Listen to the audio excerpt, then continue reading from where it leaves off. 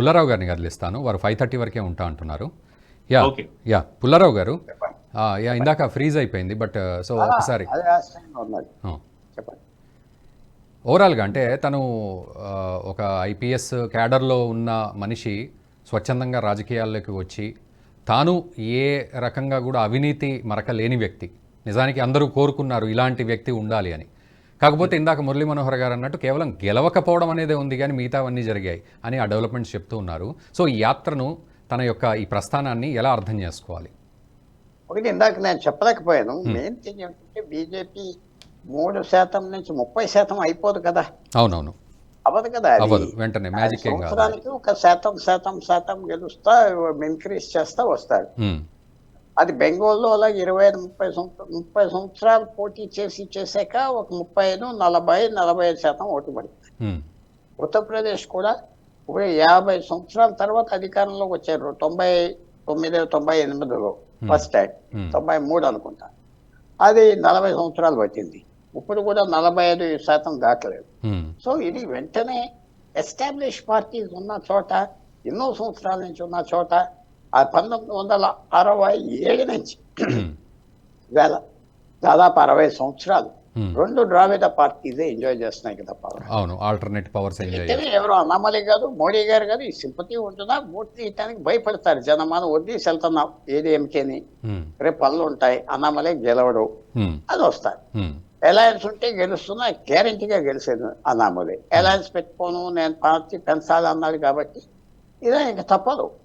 ఆయన మళ్ళీ వచ్చే అసెంబ్లీ ఎలక్షన్ 2026కి తయారవ్వాలి. ఇంకా ఇలా తిరగాలి. చేస్తే ఒక 5-10 years లోకి డిఎంకే ఫార్మిడబుల్ ఫోర్స్ అయిపోతారు. 1998 first time, 99 Naveen పట్నాయక్తో BJP కోalition government చేశారు. అది 2004-2009లో అబాండన్ చేసేసారు. నవీన్ పట్నాయక్ నేను ఒక్కడనే వెళ్తాను మీరు వద్దని. అప్పటి నుంచి 20 సంవత్సరాల తర్వాత పవర్కి వచ్చింది. 20 సంవత్సరాలు అనామని పోటీ చేస్తే రేపు వచ్చేస్తాడు. దానికి కారణాలు కూడా ఎతకక్కర్లేదు. కారణం కూడా ఆయన ఓట్ షేర్ బాగా సంపాదించుకున్నాడు, పేరు తెలుసుకున్నాడు, లక్షల మంది వర్కర్స్ రిక్రూట్ చేసుకున్నాడు. అది మెయింటైన్ చేస్తే చాలు. తర్వాత ఇంకోటి కూడా మీరు అర్థం చేసుకోవాలి కాదు, మీరు ఇంకోటి కూడా వినాలి. ఒకటి ఏంటంటే పాత ఓటర్స్ కమిట్ అయిపోయి ఉన్నారు కదా. అవును అవును, ఇది డిఎంకే కాంగ్రెస్. పాత ఓటర్లు అంటే ట్రెడిషనల్ గా వేస్తా వస్తున్నారు. కొత్త ఓటర్లు సంవత్సరానికి 3 కలుస్తున్నాయి కొత్త ఓటర్. అంటే పాత వాళ్ళు వెళ్ళిపోయి 3% పెరుగుతూ ఉంటుంది ఓటర్ లిస్ట్ యావరేజ్. ఆ 3% లో ఇప్పుడు బీజేపీకి ఎన్ని ఓట్లు వస్తాయి? ఆ 3% లో 1 ఓటర్ వచ్చేసాడు ఆల్రెడీ. ఇది ఆ 3 కొత్త ఓటర్లు అవుట్ ఆఫ్ 100 ప్రతి సంవత్సరం జాయిన్ అవుతున్నారు. 3 కొత్త వాళ్ళు. ఆ 3 కొత్తలో వాళ్ళు ఒకటి సంపాదిస్తున్నారు కదా. అలా ఒక 10 సంవత్సరాలు 15 సంవత్సరాలు అయ్యేటప్పటికి అది 20% అవుతుంది. ఆ పని మీద వాళ్ళు ఉండాలి. ఆ పని మీద ఆ కొత్త ఓటర్ని తెచ్చుకోవటానికి స్కూల్స్, కాలేజెస్, యూత్ మీదకి వెళ్ళి రిక్రూట్ చేసి మా పార్టీలో స్థలం ఉన్నది. తెలంగాణలో చూపెట్టినట్టుగా తెలంగాణలో బీజేపీ పెరగటానికి ఒక పెద్ద కారణం ఏంటంటే అన్ని చోట్ల పోటీ చేస్తున్నారు. ఆల్రెడీ బీఆర్ఎస్, టీఆర్ఎస్ సాంప్రదాయ నాయకులు, సాంప్రదాయ కులాలు నిండుగా ఉన్నారు. ఆ క్వాలిఫికేషన్స్ డబ్బు ఉండాలి, పూర్వం ఎమ్మెల్యేగా ఉండాలి, ఎంపీగా ఉండాలి, ఈ పార్టీని చాలా. సో కొత్త వాళ్ళకు అవకాశం వచ్చింది కదా.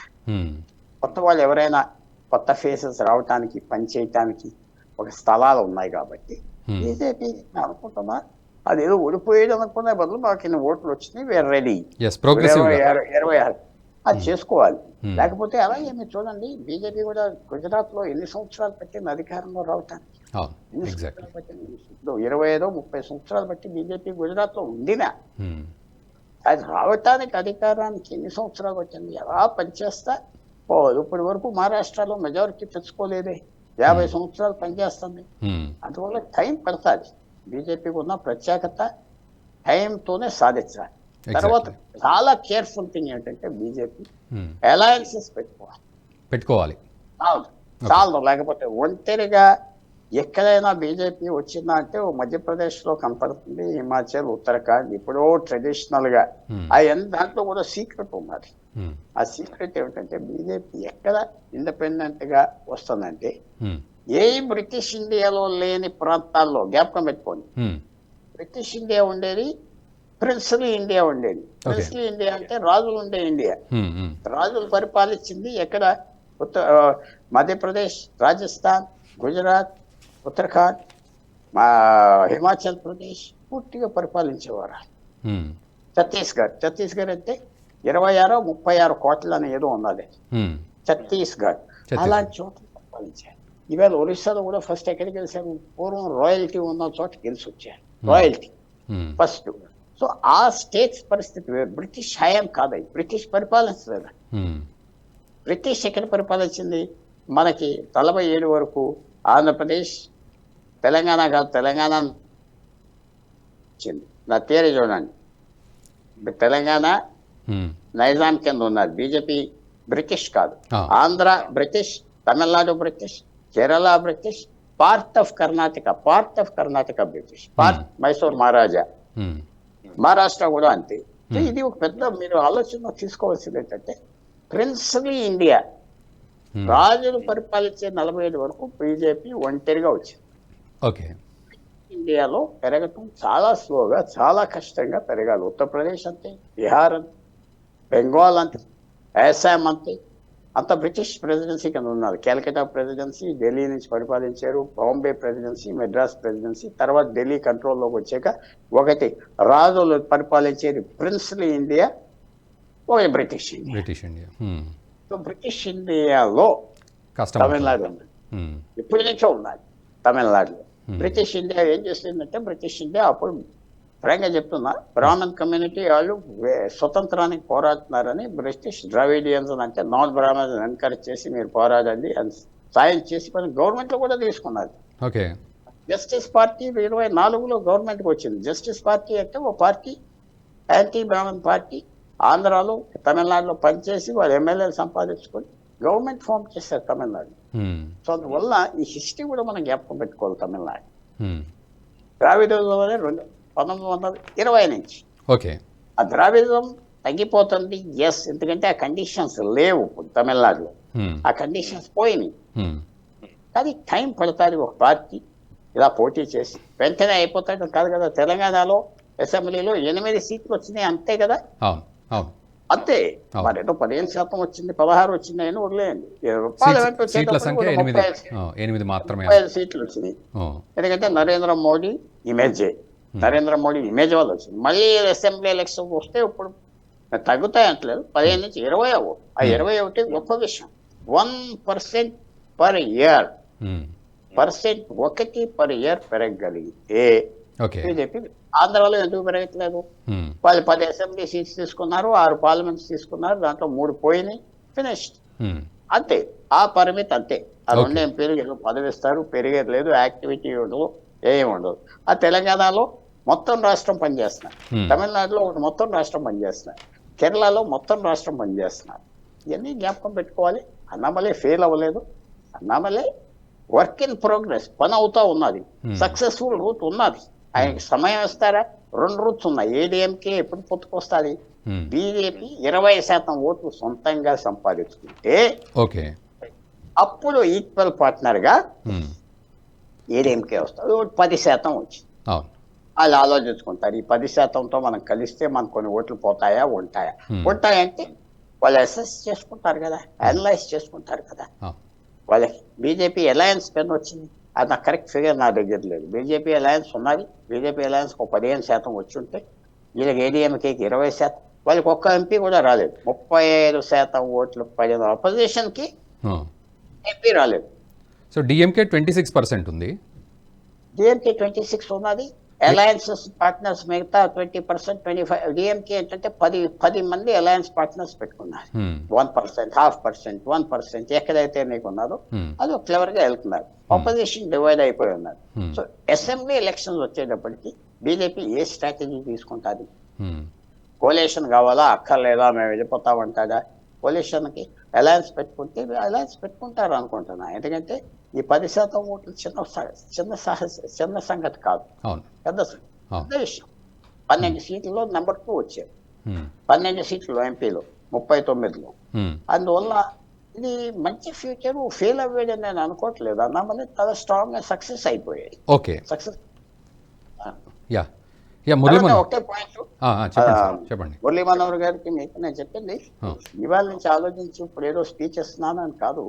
ప్రిన్స్లీ ఇండియా రాజులు ఎక్కడ ఉండేవారు, ఆ ఇండియా స్టడీ చేయాలి. అది వేరే కారణాలు. బ్రిటిష్ ఇండియాలో ఉండేది వేరే పరిస్థితి. ఇప్పుడు ఆంధ్రప్రదేశ్ నేను చెప్పిందంతా బ్రిటిష్ ఇండియా. బీజేపీ పర్యటన ఒరిస్సా బీజేపీ ఎలా వచ్చింది? ఎంతో మంది రాజ్ పరిపాలన చేసేవాళ్ళు ఉన్నారా. కొంత ఏరియా బ్రిటిష్ ఇండియా కింద వచ్చేది. ఏది బెరాంపూర్ ఆ ఏరియా అంతా, కటాక్ ఆ ఏరియా కలకత్తా ప్రెసిడెన్సీ కింద ఉండేది. కలకత్తాలో ఉండే గవర్నర్ పరిపాలించేవాడు, పార్ట్స్ ఆఫ్ ఒరిస్సా. ఆ తమిళనాడులో మద్రాసులో ఉండే గవర్నర్ పార్ట్ ఆఫ్ బెరాంపూర్ కూడా ఆంధ్రాలో ఉండేరు. హిస్టరీ అంత తొందరగా పోదు కదా, హిస్టరీ టైం పడుతుంది. అన్నామలై అక్కడ హిస్టరీతో పోరాడుతున్నాడు, మనుషులతో కాదు. ఎగ్జాక్ట్లీ. పుల్లారావు గారు, ఒక చిన్న కంక్లూజన్ ఇవ్వండి, సింగిల్ లైన్ కంక్లూజన్. 2026 అసెంబ్లీ ఎలక్షన్స్కి ఎలా సమాయత్తం అవుతారు అన్నామలై? అన్నామలై చాలా ఆ వయసులో ఆ మనిషి సాక్రిఫైస్ చేసిన మనిషి. పౌరుషం అంటాం తప్పదు కాదు, కానీ పనిచేయాలి. పాలిటిక్స్లో అందరితో కలిసి పనిచేయాలి, తల ఉంచుకోవాలి, ఆ లౌక్యత ఉండాలి. పన్నీర్సెల్వం అనే వ్యక్తి, ఓపీఎస్ అనే పన్నీర్సెల్వం అనే వ్యక్తి లౌక్యం ఉన్నారు కాబట్టి అన్నామలై అతనితో పనిచేస్తున్నాడు. ఎడప్పాడి ఏంటి ఆయన పేరు, ఈపీఎస్ పన్నీర్సెల్వం. ఎడప్పాడి పన్నీర్సెల్వం అతను కొంచెం ఈగో ఉన్నది, స్ట్రాంగ్ మ్యాన్. అతను వేరే పద్ధతి కాబట్టి అతనితో అడ్జస్ట్ అవ్వలేకపోతున్నాడు. ఇప్పుడు ఆయన ఎలాగ అడ్జస్ట్ అవుతాడు, ఆయన చేతిలో ఉన్నది. ఇప్పుడు ఆయన నేను చేయను, ఒక్కడనే వెళ్తానంటే కరిగిపోతాడు. అది మరి పార్టీ ఒప్పుకుంటుందా లేదో చూడాలి.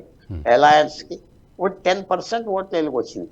మిగతా అలయన్స్ పార్ట్నర్స్ కి ఎన్ని వచ్చినా నేను స్టడీ చేయలేదు, ఏదో ఊరికనే ఫిగర్. బీజేపీకి 11.24, కాంగ్రెస్ బీజేపీకి 11.24 ఉంది. బీజేపీ కాదు, ఇంకా 2 పార్టీలు ఉన్నాయి.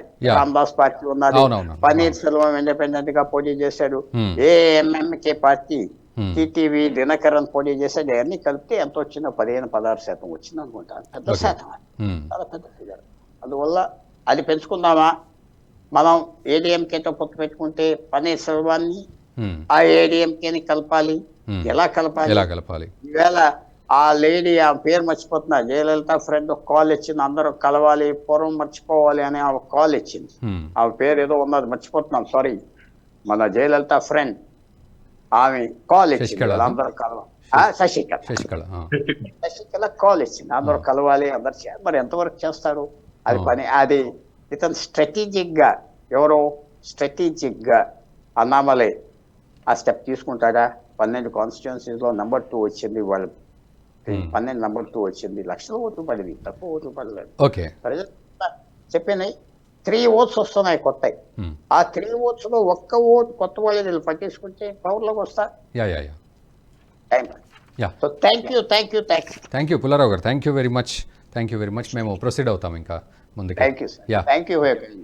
ఈ వీడియో మీకు నచ్చినట్టయితే లైక్ చేయండి, 10 మందికి షేర్ చేయండి. అలాగే కామెంట్ల రూపంలో మీ అభిప్రాయాలను మాతో పంచుకోండి. Nationalist hub group of channels ను సబ్స్క్రైబ్ చేసుకుని తెలుగునాట జాతీయవాద జర్నలిజాన్ని ప్రోత్సహించండి. ఈ వీడియో కింద ఉన్న బెల్ ఐకాన్ పై క్లిక్ చేయడం మర్చిపోవద్దు.